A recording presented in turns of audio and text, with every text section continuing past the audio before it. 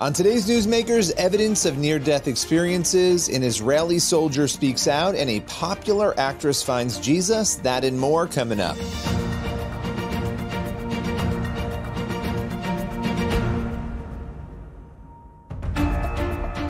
Welcome to Newsmakers, a show where we go behind the headlines each week to bring you interviews with pastors, entertainers, politicians, and other notable figures. On today's Newsmakers, we begin with John Burke. He's a pastor and an author who believes in near-death experiences. Now, he claims that these heaven visitations prove God's existence, and he's here today with some of the powerful evidence. Let's welcome John Burke to Newsmakers. You have a new book out, Imagine the God of Heaven, and I want to get into the book, talk about all the specifics of it. But before we get into there, I want to pull back a little bit because a lot of people have probably heard the acronym NDE, or they've heard the term near-death experience, and they might not fully understand what that means. Can you define that for us? Yeah, it's when someone clinically dies, or really what I study is when someone clinically dies, their heart stops, they have no brain waves, and yet either modern medicine or miracle brings them back, and sometimes minutes later, sometimes it's hours. And when they come back, they talk about experiencing the life to come, and they talk about how it's more real than anything they've ever experienced in this world. I've got to ask you this because you're a pastor, obviously. Really, you are the foremost person to have looked at, these experiences. I think there are very few people who have seen as many of them, understood as many of them, investigated as many as you have. And yet I'll sometimes interact with people who are Christians, and they'll say, well, those stories aren't real. Or they'll say, well, those violate scripture. There's no way that could be true. And I was curious why you think that reaction, and of course, plenty of Christians believe in these accounts, but why do you think there's a stream of that, a strand of that in Christianity? Why is there a rejection of these stories? Well, I think it's because if you don't understand that these are testimonies, they're testimonies like any testimony. And they're humans, so they're interpreting. The way I like to describe it is, imagine if all of our existence is being lived on a flat black and white painting on the wall of your home. Death means separation. Your soul separates from your body. So imagine at death, you peel off that two-dimensional black and white painting. You come out here into a three-dimensional world of color, and then imagine getting pressed back in, and you have to describe three dimensions of color in two-dimensional black and white terms. And that's exactly what's going on with these people, is they are experiencing God's reality, the reality of a life that is extra dimensional to our three dimensions of space and one dimension of time. And this is biblical too, even time. I talk about it working in two, maybe three dimensions. And Peter in 2 Peter 3:8 said, to the Lord, a day is like 1,000 years and 1,000 years is like a day. Well, that's exactly what NDEers say. So the reason I think people misunderstand is because they can interpret in their own worldview. I'll give you an example. In Imagine the God of Heaven, I have people from every continent, every religious background, and I'm showing that they are not seeing the God or experiencing the heaven they expected. Like this Santosh, who is this manufacturing engineer, this God of light and love takes him to this, he's looking out over this city that he describes as this giant compound, thousands of miles, 12 gates that he counts. He's perfectly describing the New Jerusalem in Revelation 21, yet he knows nothing about it. And he comes back and he realizes the God he encountered was Jesus. But they're seeing things and experiencing things that their worldview would not have context for. And I also give an account of one girl, Nia, who had almost the same kind of experience. She sees this God of light and love and the beauty of heaven, but comes back and interprets that God as Durga Ma, so the goddess Durga. Now, the truth is, the goddess Durga is described as a woman with 8 to 12 arms with weapons riding a lion. And that's not at all what she saw. What she described was this God of light who is personal and loving. And then she also said, I came back with the knowledge of Christianity and of Jesus, which I didn't have before. Wow. So you've got people. And in the book, I have a Muslim in Rwanda who was an imam, dies of blood cancer, and into this place, and he was starting in a hellish experience. His mother was actually going to the Christians at that time because nothing had worked to save her son. So she and a Christian Anglican church are praying for him, and into this hellish experience comes Jesus. He had a beard and a robe and a gold sash, and he said light coming out of him like the sun that pierced right into Sweetie. And then he said he held out his hands and he saw nail holes in the palms. And he said to him, I died for mankind. You are one of for whom I died. Never deny it and tell everyone. Wow. Well, today he's an Anglican pastor and he's had his life threatened 7 times. But my point is that they're seeing and experiencing the God of history. And that's what I'm showing in Imagine the God of Heaven, that this God didn't just start revealing himself in the age of near-death experiences. And what he's been telling throughout history in the scriptures is the same God they are experiencing. And so for non-Christians, I mean, because when I first heard about this, I was an agnostic. So hearing these experiences as an engineer got me thinking, maybe this is evidence. And then it got me into the scriptures, and then I started to see the evidence. And I came to faith. And I think for non-Christians, it will really help them see that. But for believers, it's going to blow your mind of, things like love. We know God is love, but you don't have a clue what that really means. I didn't. And I hear these people talk about the love of God is just on an order of magnitude different than what we refer to. I love that message. And I love that you're pointing people to God through these stories. It's absolutely incredible. The book is Imagine the God of Heaven. Appreciate your time as always. It's always great talking with you.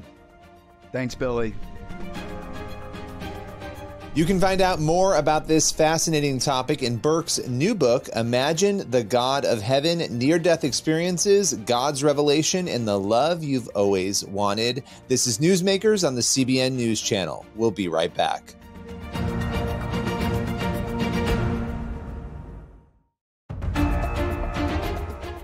Welcome back to Newsmakers on the CBN News Channel. Our next guest is none other than actress Danica McKellar.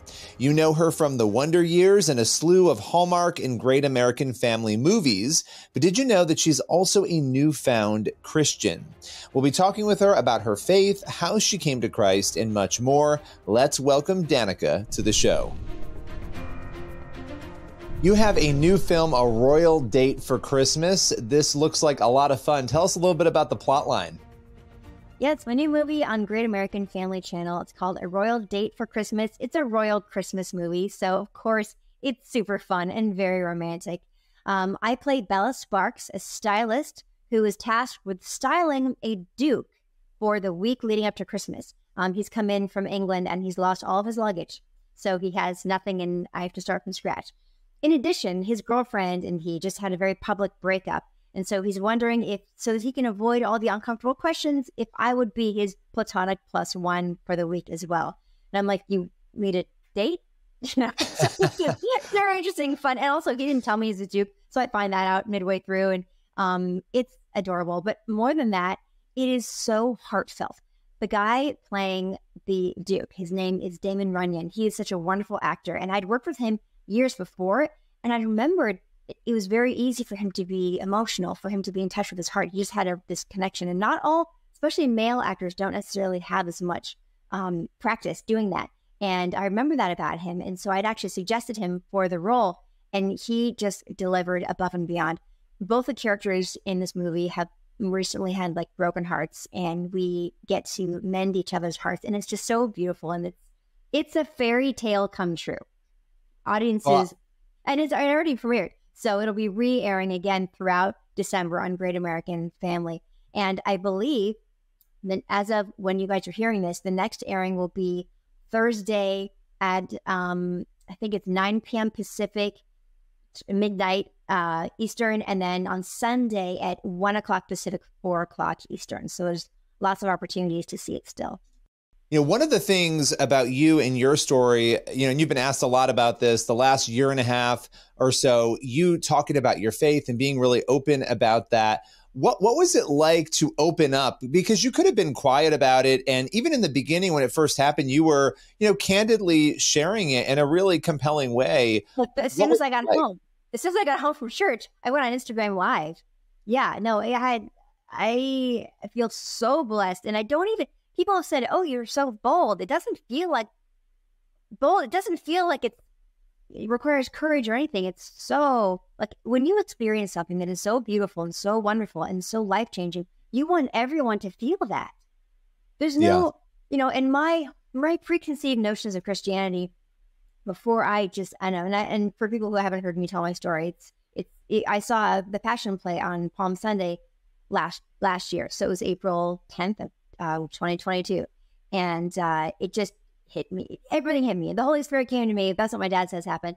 But it was like a wave of love and understanding hit me, that this desire that I've always had to try to do the right thing just because it's the right thing. And even when no one's watching, like, where does that come from? Where does that get rewarded, I guess, is it, for lack of a better term. Now that sounds wrong, but you know what I mean? There's been something in me. And I've had a sense of God in some, you know, shape or form, but my ideas of Christianity had been so colored by all the negative stuff you hear in the news. That's true. I mean, look, humans will corrupt anything they get their hand. Anything powerful is going to be corrupted. And I had really only seen all that stuff. I mean, that's what I thought, oh, well, and Christians are all like judgmental about other people, and they're, you know, and they cause wars and the Inquisition and like for thousands of years.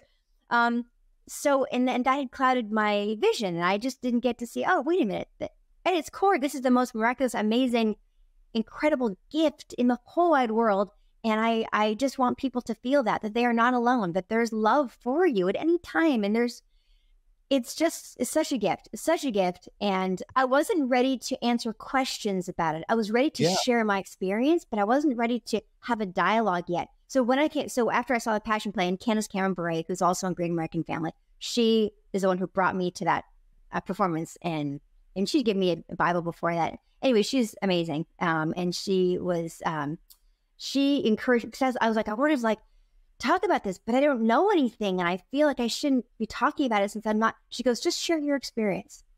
And on the drive home, I had this epiphany, like, oh my gosh, I'd always thought of religion and Christianity as being restrictive and limiting somehow, but instead I feel the most amazing freedom. I was like, I have to share this. I have to tell people.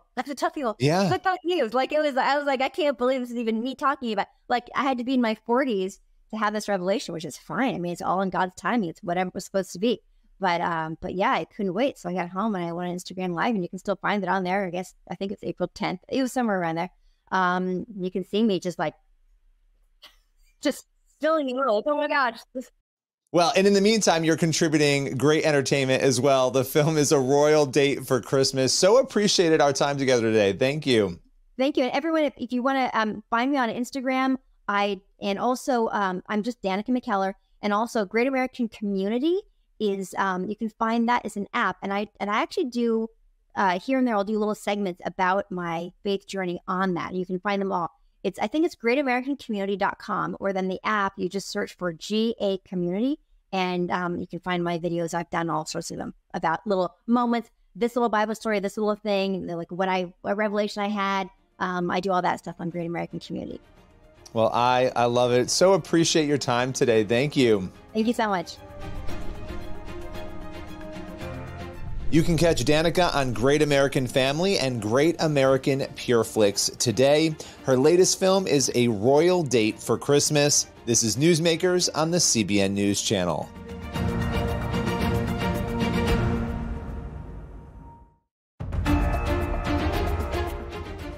Welcome back to Newsmakers on the CBN News Channel. For our final segment, we're sitting down with Atai Schimmel. He's an Israeli soldier and businessman, and he's the founder of the Artza Box. We want to welcome him to today's Newsmakers to hear about his experience in Israel fighting against Hamas. We have a lot to discuss today. Since you and I last connected, a lot has changed and happened. We'll start with October 7th, the horrific event, the attack, the terror attack at the hands of Hamas in Israel. Let's start there. Where were you on October 7th? Take us through that day for you. Sure. So October 7th, it was a Saturday here in Israel, and it wasn't just a Saturday, it was also the Jewish festival of Simchat Torah, which is on the last day of the Festival of the Booths, and is usually a day which is meant to be a celebration of the giving of the Bible. And the reading of the Bible is when in Judaism, you complete the cycle of reading the entire Bible, and then you start it again into the next year. And typically, it's one of the happiest days in the Jewish calendar. It's filled with dancing, and everyone goes to synagogue, and it's a very, very, very happy time. 6:30 in the morning, I'm in reserve duty, as is my brother, and I have another brother who's in the military. 6:30 in the morning, our phone started going off, which is very odd because that never happens. Answer the phones to see what's happening, and then suddenly start getting reports about rockets, an attack, 10 people infiltrated, 100 people infiltrated, and just minute by minute, the reports started getting like more and more horrific and shocking. I think we were just in a complete disbelief, trying to figure out what's going on. My brother was called down immediately, so he left very early in the morning, and then my other brother left in the afternoon as well. I think the first day, not even the first day, the first 2 weeks, this country was just in complete shock at how horrific the attack really was, and how cruel and inhumane, and the scale of it. It was really, it was something which was so shocking, and it is still quite shocking for everyone. I mean, here you are sitting here, and just so people understand, we're going to talk about this in a moment, but you're the founder of Artza, you run the Artza Box, you are a businessman in that respect, and here you are in the military. You've been called up to military. What does military life look like for you? Take us through that, because I think it's a little foreign to maybe Americans who, we don't have a draft. We don't have that currently in this country. So take us through what life has been like. Yeah, sure. In Israel, there's mandatory military service, so everyone at the age of 18 has to go into the army. And then for the next 20 or so years, the army can call you back for reserve duty. So if there is a war, you have to come back and you have to help with the war effort. I, along with 350,000 other people, have been called back. So for the past 2 months, we've been, completely taken out of our normal day-to-day lives and being placed around Israel in different places, depending on where our units are serving. I'm in southern Israel. It's my day-to-day life, I was running a business and had my family, and I was just doing normal things like everyone else. Artza, which is the company I set up 3 years ago, has been running for 3 years. Christmas is our busiest time of year. Usually these next 3-4 months are the most important months for us, and it's usually when we're working 20 hours a day. Suddenly when you're in the military, you're sleeping very few hours a night. You're often very busy during the night as well. So to then give my all to the military, and like in between, like times like now, to try and actually run the business, to do what we need to do, has been incredibly, it's been definitely very, very challenging. Trying to do it as best as we can, ensuring that all of our customers and everyone receives everything on time is our top priority, and trying to help as many businesses and charities here in Israel as well is our top priority. We're managing so far. We're very tired, but we're managing. I have me and along with 3 other Artza employees are all in reserve duty. So it's been tough for sure. Well, and so people understand, and you can fill in any blanks here, but Artza, this is an incredible box. It's quarterly, different products from businesses, small businesses, organizations around Israel. You get a real experience when you get this box. But here you are, you mentioned the struggles of 350,000 people, mostly men, being taken out of their lives to going back into the military during this war. I would imagine there are a lot of businesses in great need right now of something like Artza. So talk about how maybe some of your plans have shifted, and maybe how you're helping some of these businesses during this time. Yeah, of course. We get every single day, I get tens and tens and tens of phone calls from small businesses and charities that we've worked with, or they've heard about the work which Arta does, asking us for work. We set up Arta during COVID when there were no tourists, and COVID was a tough year for everyone. And we were like, okay, we'll set up Arta because this is going to be a way to connect people to the Bible and Scripture in a meaningful way, and it'll also be a way to really directly support small businesses and charities in Israel. That doesn't compare to what is going on now. The trauma that these businesses have suffered. They've lost, so many of them have lost loved ones, either on October 7th in the massacre, or they have family members who are serving in the military. They've had family members who've died in the military service. Again, there's no tourists, like, in the country. There's not going to be tourists probably until the war is over. So there's a lot of uncertainty. Any business which they had is basically effectively closed and ended. So now we're trying to focus on working with as many of them as possible. We're trying to work with, in the boxes now which we're planning, including the Christmas box which we have now, we're including businesses which have really, really been struggling and really been suffering. We're working also with organizations that are working with soldiers who are suffering from PTSD and also have injuries and war. So we have a couple of organizations like that they're creating beautiful items and gifts which go inside the boxes too. And yeah, it's like whatever mission we had when we initially set up Arta is just amplified by 10 now, because these people, the only people who's keeping them in business, and the only thing which is keeping these charities running and these artists running is business directly through Arta, and the support from our subscribers, which is directly going through to them. It's heartbreaking to see, but if we can do something to try and help, then that's what we're going to do. Appreciate you joining us, taking us through all of this. Again, people can grab the Arta box. Thanks for your time today. Thank you very much. And I'm praying for peace, and it was great to speak to you as always.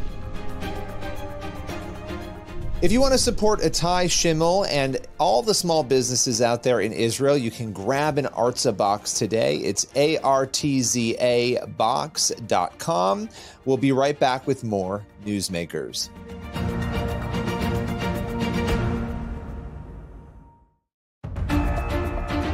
That's all for Newsmakers. Thank you for watching, and be sure to head over to the CBN News YouTube channel. That's where you can watch the full interviews you saw on today's episode.